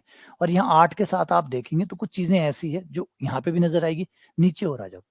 अगर आप एक समीकरण ले x की पावर 4 माइनस 1 बराबर 0, x बराबर, इस समीकरण को सॉल्व करें, 1 की पावर 1/4 करें तो आपके 4 उत्तर आएंगे, 1 माइनस 1 आयोटा माइनस आयोटा, तो आपके 4 मूल आएंगे, 1 माइनस 1 आयोटा माइनस आयोटा। इन चारों मूलों को आप एक समुच्चय में रखें, जो 4 घात के मूल है, इन चारों को एक समुच्चय में रखें, गुणन की संक्रिया लें, तो आप गौर करेंगे कि इसमें भी इन नंबरों में वही गुण है, वही सिमेट्री है जो इसमें है। वो सिमेट्री है कौन सी, उसकी बात करते हैं। रुको, पहले एक बार पहले समझ लो, धीरे धीरे चलने दो, क्योंकि मामला थोड़ा सा पेचीदा है, क्योंकि ग्रुप थ्योरी हमने पढ़ी शुरू है ही नहीं अभी। मैं सिर्फ एग्जांपल दे रहा हूँ कि कहाँ फाउंडेशन कितना कॉमन है, उसकी बात कर रहे हैं, इतना समझ में आ जाएगा आपको। ज्योमेट्री पे आ जाते हैं। एक आप त्रिभुज ले लीजिए, समकोण, ये सॉरी, एक समबाहु त्रिभुज ले लीजिए, ये समबाहु त्रिभुज है, ये आपने ले लिया, ठीक है। इस समबाहु त्रिभुज को ले लीजिए और इस समबाहु त्रिभुज को आपको एक खांचे में डालना है। ये आपका एक खांचा है, इस खांचे में आपको इस समबाहु त्रिभुज को डालना है। तो आप इस खांचे में इस समबाहु त्रिभुज को कितने तरीके से डाल सकते हैं? तो एक तो हो सकता है ऐसे कैसे उठा के आपने यहां डाल दिया, सेम टू सेम, ए को ए पे रखा, बी को बी पे रखा, सी को सी पे रखा, एक तो आप ऐसे डाल सकते हैं, ठीक है। नंबर 1, पहला तरीका तो ये हो गया आपको कि ए बी सी, ए पर ए को रख दिया, बी पर बी को रख दिया, सी पर सी को रख दिया, ए को ए पे रख दिया, बी को बी पे रख दिया, सी को सी पे रख दिया, एक तरीका ये हो गया। नंबर 2, तरीका नंबर 2 ये हो सकता है कि मैं पहले इसको थोड़ा सा रोटेट कर लूं, ऐसे ए के सापेक्ष इसको रोटेट कर लूं, ऐसे घुमा दूं इसको, घुमाने से क्या होगा, सी यहां जाएगा, बी यहां जाएगा, ऐसे घूमे, ए तो अपनी जगह रह जाएगा, बी और सी चेंज हो जाएगा। तो एक तरीका ये हो सकता है कि ए बी सी, ए की जगह ए आएगा, लेकिन बी की जगह सी आ जाए, सी की जगह बी आ जाए, है ना। इसको घुमा के घुमा दूं, एक बार रोटेट कर दूं, सी यहां जाए, बी वहां चला जाए, और फिर इसको यहां रखूंगा तो आराम से पूरा सेट हो जाएगा। लेकिन इस बार बी की जगह सी आ चुका होगा और सी की जगह बी आ चुका होगा। एक ये भी हो सकता है,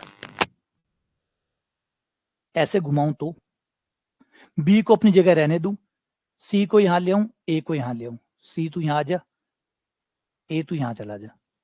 तो इस तरीके से मैं इसको अलग अलग तरीके से घुमा के देख सकता हूं, 6 तरीके बनेंगे।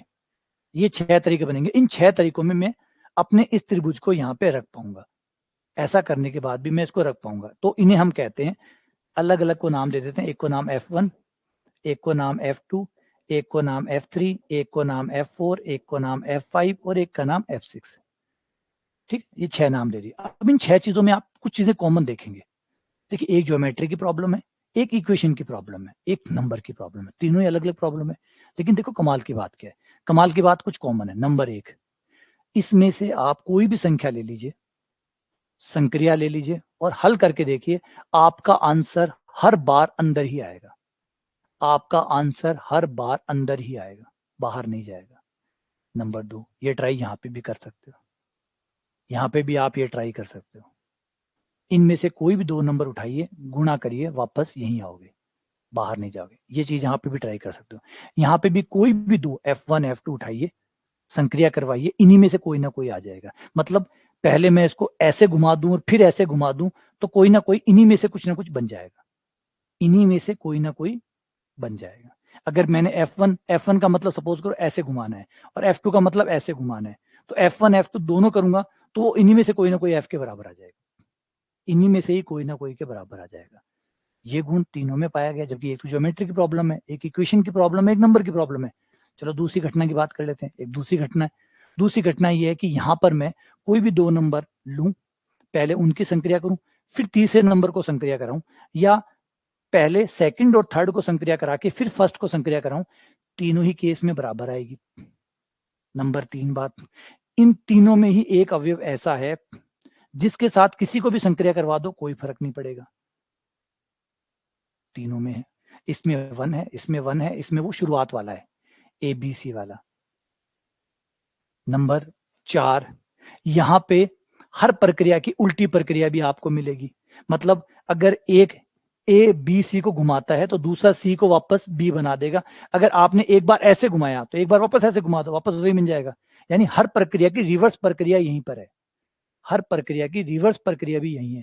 तो इसका मतलब है ये जो 4 गुण है, ये आपके नंबर्स में भी है, इक्वेशंस में भी है और ज्योमेट्री में भी है।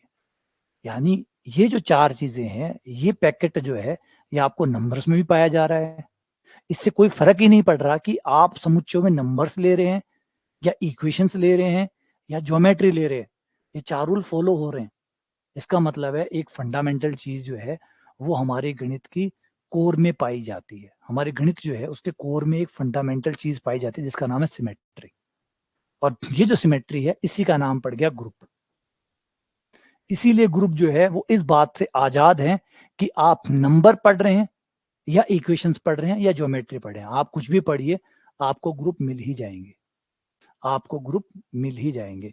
इसीलिए हम ये नहीं ढूंढते कि ग्रुप कहाँ काम आते हैं, हम बस ग्रुप पे परमे बनाते हैं, खूब सारी परमे बनाते हैं। हमें पता है ग्रुप काम आते हैं और ग्रुप काम आएंगे ही आएंगे और आते हैं।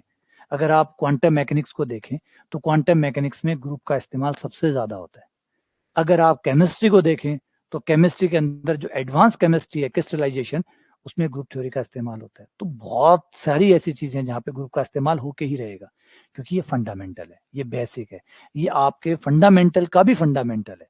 तो अगर जब आप इसको पढ़ोगे तो आप फंडामेंटल पढ़ रहे हैं, आप बेसिक पढ़ रहे हैं, आप वो छोटी छोटी चीजें पढ़ रहे हैं जिसमें आप नंबरों से आजाद हैं, आप इक्वेशन से आजाद है, आप ज्योमेट्री से आजाद है। आपको कोई फर्क नहीं पड़ रहा कि आज आप नंबर पढ़ रहे हैं या इक्वेशंस या ज्योमेट्री। इसलिए कभी याद आता है, आपने जब भी ग्रुप पढ़ा तो कभी आपको ये नहीं बताया जाता कि ग्रुप में कौन है, आपको कभी भी ये नहीं बताया जाता कि ग्रुप के अंदर कौन है, बस ये कहा जाता है कि अवयव है। कभी आपने अपने टीचर से पूछा कि अवयव कौन, तो अवयव कुछ भी हो सकता है।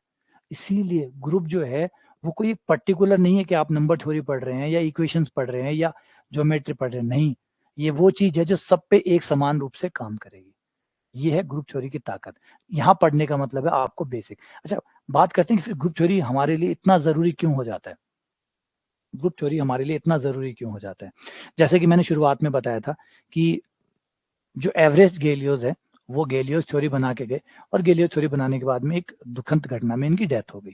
डेथ होने के बाद में जो गैलियोस की जो थ्योरी थी वो मैंने पहले भी कहा था काफी एडवांस थी, लेकिन ऐसा नहीं था कि गैलियोस ही एक थे जो उस पर काम कर रहे थे, और भी बहुत सारे मैथमेटिशियन ने उस पर काम करना शुरू कर दिया, जिसमें से एक और था, वो कमाल थे, अद्भुत था, ये तो शानदार थे। इनका नाम है, ये भी वही युवा एज, इनका नाम था नेल्स हेनरी आबेल। 1802 से 1829, यानी टोटल 27 साल, टोटल लाइफ पीरियड 27 साल। और इसने जो किया वो अद्भुत था, वो कमाल था। इन्होंने तो जो किया उसके बारे में कहा जाता है कि आबेल के बारे में उस समय कहा जाता है कि आबेल ने 27 साल की उम्र में जितना काम किया उसको समझने में गणित को 500 साल लग जाएंगे। यानी आबेल ने हमें 500 साल के लिए बिजी कर दिया। आबेल का किया हुआ काम अगर हम उसको समझने में, पढ़ने में, आगे बढ़ाने में करते हैं तो हमें 500 साल लग जाएंगे। 500 साल लग जाएंगे। 27 साल तक की एज में इन्होंने जो किया उसे पढ़ने, समझने और आगे बढ़ाने में 500 साल और लग जाएंगे। ये प्रोमिनेंट मैथमेटिशियन पॉइनकेयर का कथन है कि आबेल ने ऐसा किया। तो सोचो कि एक क्या किया होगा। इसका छोटा सा एग्जांपल आपको समझाता हूँ, समझ में आ जाएगा कि ये जीनियस क्यों थे। जैसे आप लोग पढ़ते होंगे कि किसी द्विघात समीकरण जो होती है, दो घात की जो समीकरण होती है, ax² plus bx plus c बराबर 0 को जब आप सॉल्व करते हैं तो आपके पास सीधाचार्य फॉर्मूला है। आप सीधाचार्य फॉर्मूला जाते हैं, उसमें लगाते हैं -b plus minus under root और आप सोल्व कर लेते हैं और आंसर abc का मान रखो, आपके मूल आ जाते हैं। ऐसे ही आप किसी 3 घात के समीकरण को लें तो आपके पास कार्डन फॉर्मूला है। आप कार्डन फॉर्मूले को लगाइए और कार्डन फॉर्मूले को लगा के x के 3 मान आपको मिल जाएंगे। ऐसे ही 4 पावर का समीकरण होता है, तो 4 पावर के समीकरण को सॉल्व करने के लिए आपको लगाना होता है फेरारी फॉर्मूला। आप फेरारी फॉर्मूला लगाइए, आपके पांचों चारों मूल निकल जाएंगे। लेकिन यहाँ पे इंटरेस्टिंग बात होती है कि जब फेरारी जगते थे तो ये वो समय बहुत पहले का, लगभग 1700 के आसपास का। तो उसके बाद में जो 5 पावर है उसको सॉल्व करने के लिए बहुत से गणितज्ञों ने ट्राई किया, बहुत से गणितज्ञों ने ट्राई किया, जिसमें से रामानुजन भी एक थे। रामानुजन ने भी अपनी जिंदगी के बहुत बड़ा हिस्सा जो है इस बात पे खर्च किया कि 5 घात की जो समीकरण है वो कैसे सॉल्व हो, उसका फॉर्मूला कैसे बने। जबकि उस समय क्या था, साइंटिफिक कम्युनिटी इतनी डेवलप नहीं थी कि हम ये देख सकें कि कौन सा गणितज्ञ क्या कर रहा है, उसने क्या बना दिया। हेनरी आबेल ने अपने जीवन के अंदर ही ये बात प्रूव कर दी थी कि कोई भी बहुपद जो 5 पावर या 5 पावर से ज्यादा का होगा, 5 पावर या 5 पावर से ज्यादा का होगा, उसके लिए आप फॉर्मूला नहीं बना सकते। सोचिए, कमाल की बात। लोग फॉर्मूला बनाने लग रहे थे, बंदे ने प्रूफ ही कर दिया कि 5 या 5 पावर से ज्यादा के लिए आप फॉर्मूला बना ही नहीं सकते। तो बेकार है, आप ट्राई कर रहे हैं तो बेकार ही जाएंगे। इसलिए रामानुजन का टाइम जो खराब हुआ। क्यों? बन ही नहीं सकता था, बन ही नहीं सकता था। अब ये जो रिजल्ट है सोचने में बड़ा सिंपल लग रहा है, सिंपल नहीं है, अद्भुत है। सोचो, आप क्या डिक्लेयर कर रहे हैं? आप ये डिक्लेयर कर रहे हैं फॉर्मूला बन ही नहीं सकता। तो इसका मतलब है कि लॉजिक कितने स्ट्रॉन्ग रहे होंगे ये बात बताने के लिए कि 5 पावर का फॉर्मूला 1 का बन रहा है, 2 का बन रहा है, 3 का बन रहा है, 4 का बन रहा है, 5 का नहीं बन सकता और 5 से ऊपर का भी नहीं बन सकता। इसको प्रूव करने के लिए बहुत एडवांस मैथ चाहिए होगी। तो इन्होंने जो गैलिलियोस थ्योरी है उसी को आगे इस्तेमाल किया और इसे प्रूव किया। इसको कहते हैं आबेल की इम्पॉसिबिलिटी थ्योरम। आबेल की इम्पॉसिबिलिटी थ्योरम। और इसीलिए आपने कभी देखा होगा कि हम कभी भी 5 पावर के फॉर्मूले की बात नहीं करते, क्योंकि ये बाकायदा प्रूफ है कि 5 पावर का फॉर्मूला नहीं बन सकता और ना ही 5 पावर से ऊपर का बन सकता। यानी बहुपद में 4 पावर मैक्सिमम होगी फॉर्मूला वाइज सॉल्व करने के। सॉल्व करने का मना नहीं किया कि सॉल्व नहीं हो सकती, सॉल्व हो सकती है, लेकिन फॉर्मूला सिर्फ 4 पावर तक का ही बन सकता है। 4 पावर के बाद में फॉर्मूला नहीं बनेगा। समझ में आई बात? जम रही है ये बात कि कितना कमाल का आइडिया था, कितना मतलब शानदार व्यक्ति। लेकिन वही रामानुजन के साथ प्रॉब्लम थी, वही इनके साथ प्रॉब्लम थी। फैमिली पुअर थी, काफी गरीब बैकग्राउंड से था। स्कूली एजुकेशन बहुत कम, जैसे गैलिलियोस की थी। एजुकेशन बहुत कम थी, आबेल की एजुकेशन कम थी। आबेल का कद का साइज आप ऐसे लगा सकते हैं कि आज मैथमेटिक्स के अंदर पर ईयर जो सबसे बड़ा प्राइज है वो आबेल प्राइज है। जैसे फिजिक्स है, केमिस्ट्री है, इनमें सबसे बड़ा जो प्राइज होता है वो होता है आपका नोबेल प्राइज। नोबेल प्राइज सबसे बड़ा प्राइज होता है। वैसे ही गणित के अंदर सबसे बड़ा प्राइज आबेल प्राइज है। तो सोचो, 27 साल के लड़के के नाम पे मैथ का सबसे बड़ा प्राइज दिया जाता है, जिसको कहते हैं आबेल प्राइज। और आबेल प्राइज उसी को दिया जाता है जिसने मैथ्स के अंदर कोई एकदम हटकर कुछ किया हो, कुछ कमाल किया हो, कुछ आउट ऑफ द बॉक्स कुछ ऐसा किया हो, उन्हीं को ये आबेल प्राइज मिलता है। तो सोचो कि कितना बड़ा प्राइज इनके नाम पे दिया जाता है।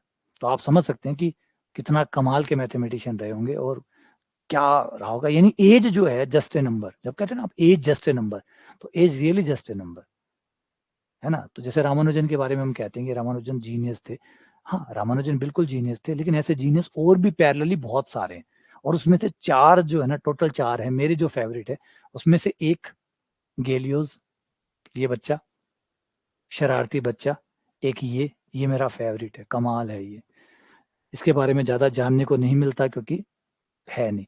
दूसरे हैं आबेल, इनके बारे में तो जितना पढ़ो उतना कम है। और तीसरे हैं हमारे Riemann, brain heard Riemann, Riemann को भी आप पढ़ो तो मतलब कमाल है वो बंदा। एक रीमान, वो भी छोटी उम्र में 32 साल की उम्र में उनकी डेथ हो गई थी। चौथे रामानुजन है ही। तो ये चारों के चारों आदमी जो थे कमाल थे। एक इंस्टांस आता है जहाँ पे गेलियोस और आबेल, गेलियोस और आबेल जो थे वो लगभग एक दूसरे से 15 किलोमीटर की दूरी पे थे।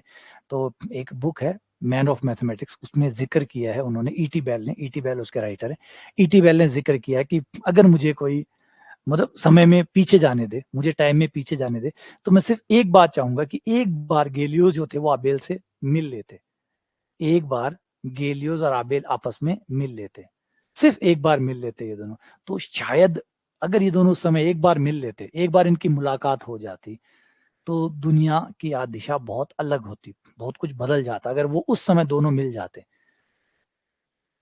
क्योंकि बड़ा इंपॉर्टेंट इंस्टेंस था उस समय, दोनों एक दूसरे से 15 से 17 किलोमीटर, एक प्रोग्राम था जिसमें गेलियोस थे वो आसपास का कोई शहर था उसमें 15 किलोमीटर दूर पे थे, और आबेल जो थे वो भी थे, वो 15 किलोमीटर दूरी पे थे, दोनों के बीच में 15 किलोमीटर की दूरी रही थी।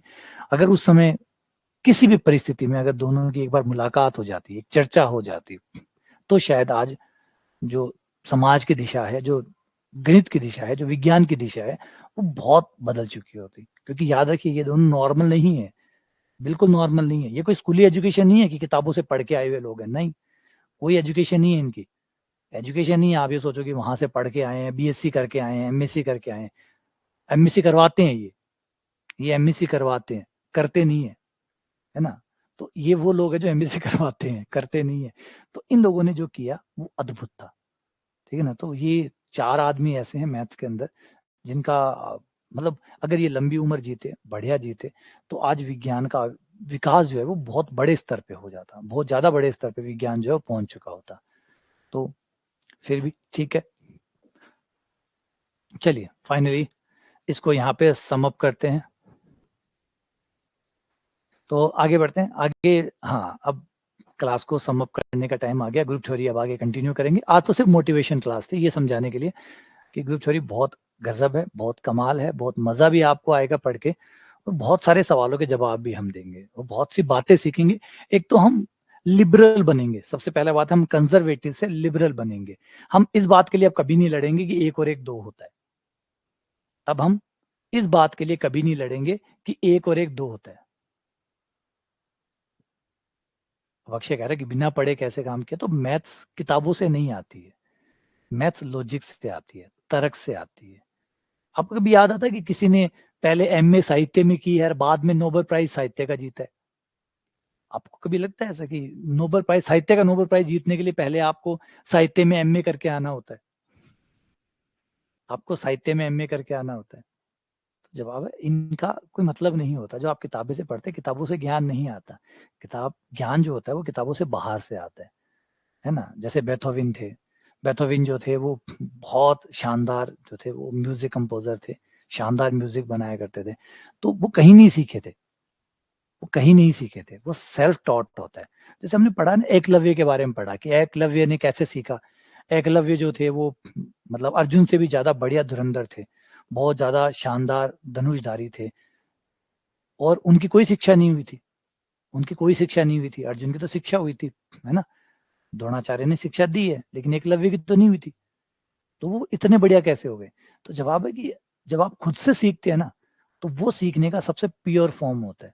रामानुजन भी खुद से सीखते थे, रामानुजन भी खुद से सीखे, ये भी खुद से सीखे। जब आपने खुद से सीख जाता है ना, और खुद से सीखना सीख जाता है, तो सारी दुनिया जो है वो नतमस्तक हो जाती है उसके आगे, क्योंकि उसको क्या सिखा सकता है जो खुद से सीखना शुरू कर दे। तो उम्मीद करता हूँ कि यहाँ आइडिया आ गया। यहाँ बस बड़ी बात जो मैंने बताई कि अब आप कंजर्वेटिव नहीं रहेंगे, जब आप ग्रुप थ्योरी पढ़ेंगे तो आप बहुत लिबरल हो जाएंगे, आप समझने लगेंगे कि मैथ्स कमाल है, मैथ्स कमाल है, मैथ्स आपको रिजिड नहीं करती, मैथ्स आपको खुला आसमान देती है, सोचने की एक खुलापन देती है, एक पूरा आकाश देती है आपके पास सोचने के लिए, बहुत सी जगह खाली है, तो वो आप समझेंगे।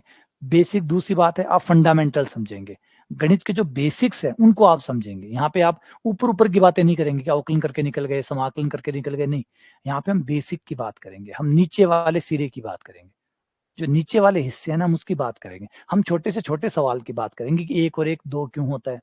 1 के बाद 2 क्यों आता है? 2 से पहले 1 क्यों आता है? 0 क्यों आया? -1 क्यों आया? तो हम जो बेसिक सवाल है, जो सही में होने चाहिए, हम उन सवालों के जो डम्ब क्वेश्चन्स है, उनको हम पुट करेंगे और उनका जवाब ढूँढेंगे, तो मज़ा आएगा। इसीलिए जो मैथ्स है, वो बड़ी इंटरेस्टिंग हो जाती है। वो आपको ये जो मैथ्स है, ये वो है जो शांति देती है, क्योंकि इसमें वो है जो मतलब हर आदमी देखो जवाब जानना चाहता है, हर आदमी जो है वो गहराई को समझना चाहता है।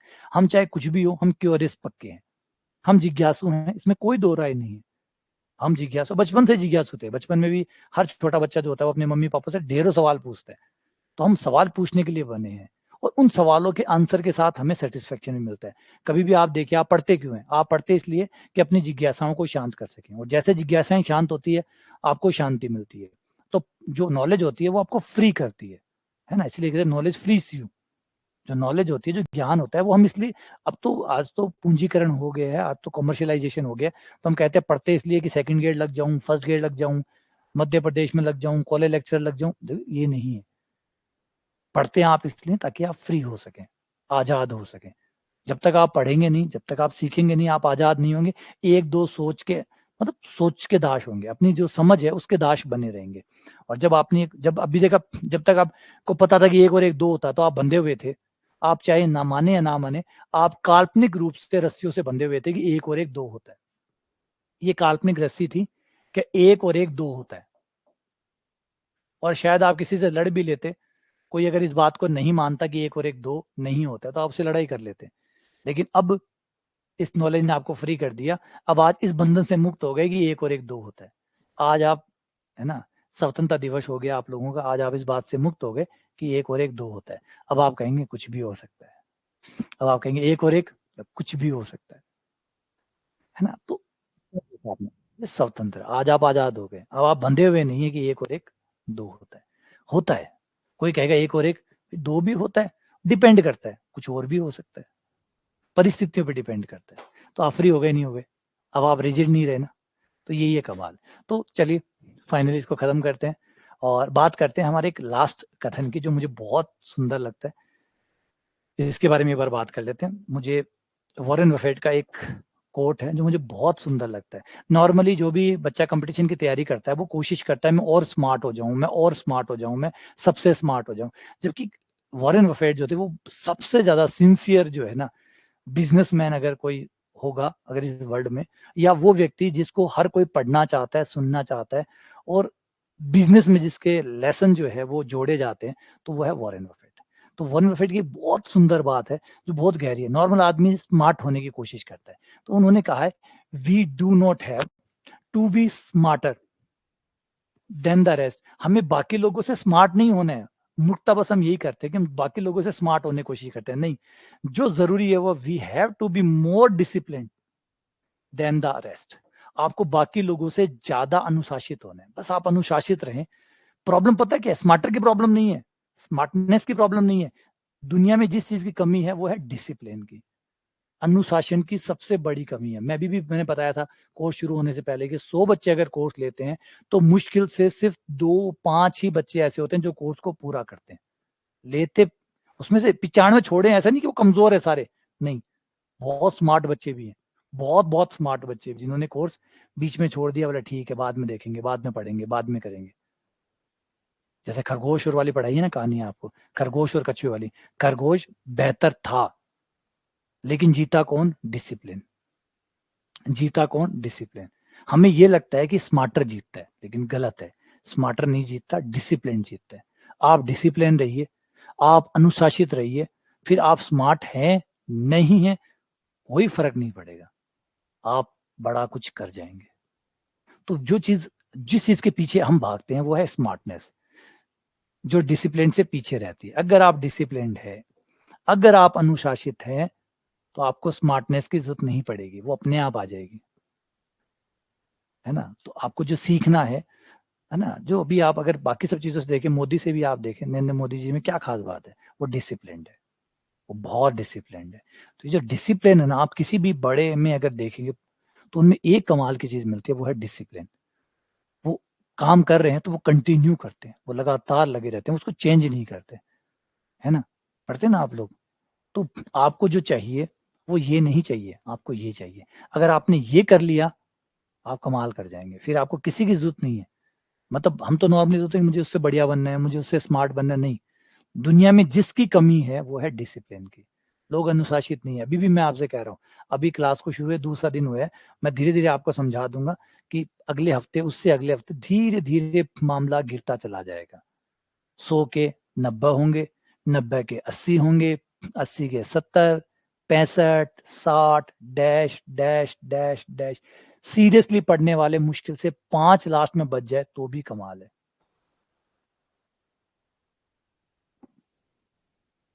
ठीक है ना। तो मैं किसी के एंटी नहीं हूँ, ना मैं किसी के पक्ष में हूँ, मैं गणित का बंदा हूँ। ना मैं किसी के विरोध में होता हूँ, ना मैं किसी के पक्ष में होता हूँ। मैं सेम समय दोनों स्थितियों में रह सकता हूँ। मैं विरोध करते हुए भी रह सकता हूँ और मैं पक्ष में भी रह सकता हूँ।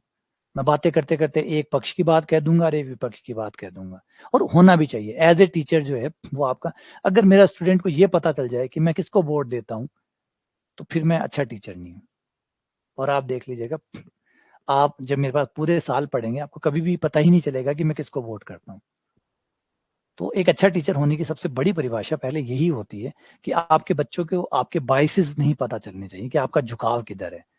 तो मेरे बाइसेस आपको कभी पता नहीं चलेंगे। आपको हमेशा यही लगेगा कि सोमवार को तो बीजेपी को दे रहे थे, बुधवार को कांग्रेस को दे रहे हैं, बृहस्पतिवार को बसपा समझ में आ रही है इनके, और बुधवार शुक्रवार तक आते आते इनको सपा समझ में आने लग गई। लास्ट तक आप कंफ्यूज रहेंगे, है ना। वो जरूरी है, वो इम्पोर्टेंट भी है।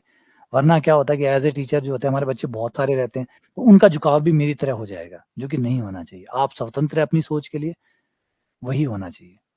ठीक है। तो उम्मीद करता हूँ कि आप लोग डिसिप्लिन रहेंगे, अनुशासित रहेंगे और मुझे गलत साबित करेंगे। सबसे बड़ी बात है, आप मुझे गलत साबित करेंगे। ये नंबर 100 से 5 पे नहीं आएगा, 100 से 5 वाला नंबर नहीं होगा। ठीक है ना। आज इस बार आप धारा चेंज करेंगे। हाँ, जो बाकी सब जान जाएंगे धीरे धीरे जो मिलेंगे। तो चलिए, अब कल से हम ग्रुप थ्योरी स्टार्ट करेंगे। बहुत स्लो चलेंगे ग्रुप थ्योरी के ऊपर, क्योंकि बहुत गहरी चीज है, अच्छे से पढ़नी है। ग्रुप थ्योरी अच्छे से पढ़ लेंगे तो आपको मजा आने लग जाएगा। और मेरा मकसद है, एक बार आपको मजा आने लग गया ना, तो फिर गणित छोड़े नहीं छूटती। गणित वो सब्जेक्ट है, अगर एक बार मजा आने लग गया ना, तो आप छोड़े भी नहीं छुटा सकते, छोड़े भी नहीं छुटा सकते। बस आपको एक बार मजा देना है, खाली एक बार आपको मजा आने लग गया, फिर मेरा काम पूरा हो गया। फिर आप भागे भागे अपने आप ही तो क्लास में पहुंचोगे, अपने आप ही सब चीजें करोगे। मुझे कुछ नहीं करना, मुझे तो बस एक बार आपको ये रस पान कराना है। एक बार आपको ये रस मिल जाए, उसके बाद तो देखो आप अपने आप भागे भागे आओगे। मैं क्लास लूंगा, सर क्लास कब है, कब लोगे, आप फिर भाग भाग के आओगे, फिर मुझे जरूरत नहीं पड़ेगी। तो बस मुझे सिर्फ एक बार आपको ये मजा देना है। तो बस उसी की शुरुआत करेंगे कल से। कल से हम, अभी तो मोटिवेशन था आज का, तो कि भी क्या होता है ग्रुप थ्योरी और क्या होता है सेट्स एंड रिलेशन, ये मैं समझाना चाहता था। अब कल से हम रेगुलर बेस पे आ जाएंगे। हमारे, मेरे पास रेगुलरिटी की प्रॉब्लम रहती है, तो हाँ, तो कल सुबह हमारी क्लास जो होगी वो सुबह हो जाएगी 8 बजे के आसपास, 8 या 8:30, आप टाइम देख लीजिएगा। और दूसरी क्लास हमारी 12 बजे रहेगी। ठीक है। कोई बात नहीं। देख, बात मुझे प्रूफ करने की नहीं है आप लोगों को कि आप क्या कर रहे हैं। बस आप पढ़िए, रेगुलर नहीं ले सकते, लाइव नहीं ले सकते, तो वैसे ले लीजिए, रिकॉर्डिंग ले लीजिए, बस कंटिन्यू रहिए। वो चीज नहीं होनी चाहिए कि आप कुछ दिन आए कुछ दिन गायब हो जाएं, कुछ दिन आए कुछ दिन गायब हो जाएं, वो बस मत करिएगा। नियमित रहिएगा। देखो, मैंने कहा जो आप नियमित रहोगे तो आप सिलेक्शन में दिखने लग जाओगे, आप सिलेक्शन में पक्का दिखोगे। जो सिलेक्शन में नहीं दिखे, समझ जाओ कहीं ना कहीं उसने नियमितता को तोड़ा है, कहीं ना कहीं उसने नियमितता को तोड़ा है। बस नियमितता मत तोड़ो, और फिर चमत्कार देखो नियमितता के। है ना, बचपन से पढ़ाया गया है कि रस्सी जो होती है बहुत कोमल होती है, लेकिन जो पत्थर होता है कुएं का, जो सील होती है, उसके ऊपर निशान डाल देता है। कितना कोमल का मतलब रस्सी पत्थर को भी काट डालती है। कैसे काट डालती है? नियमितता से। तो नियमितता कितनी खतरनाक हो सकती है, कल्पना करके देखो। कि नियमितता क्या चीज है। आप रस्सी से पत्थर को काट सकते हो, नियमितता ऐसी चीज है ना, नियमितता ऐसी चीज है। तो फिर आज आप रह के देखो नियमित, फिर देखना कमाल क्या होता है। ठीक है, चलो मिलते हैं आपसे कल सुबह, दोबारा बैच में मिलेंगे, फिर और चर्चा करेंगे। ठीक है।